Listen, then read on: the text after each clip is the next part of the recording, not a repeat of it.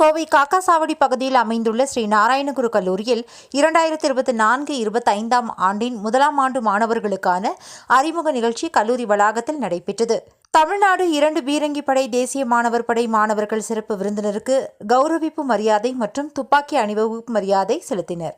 தொடர்ந்து நடைபெற்ற நிகழ்வில் கல்லூரி முதல்வர் கல்பனா தலைமை தாங்கி அனைவரையும் வரவேற்று பேசினார். சிறப்பு விருந்தினராக கோயம்புத்தூர் NCC குழு தலைமையகத்தின் நிர்வாக அதிகாரி கர்னல் CST சுவாமி கலந்து கொண்டு நிகழ்ச்சியை சிறப்பித்தார்.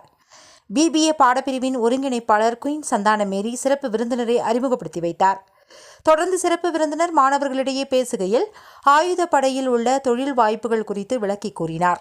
மேலும் மாணவர்கள் தங்கள் எதிர்காலத்தை முன்னோக்கி செல்ல தங்கள் இலக்குகளை உள்வாங்கி வாழ்க்கையை மாற்றி அமைத்து அனைத்திலும் கவனம் செலுத்த வேண்டும் என தெரிவித்தார். நிகழ்ச்சியின் இறுதியாக உயிர் வேதியியல் துணைத் தலைவர் நிர்மலா தேவி நன்றி உரை வழங்கினார்.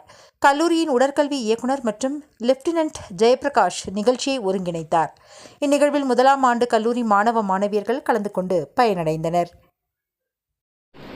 How many days you have to work in IT sector per month to earn a month's salary?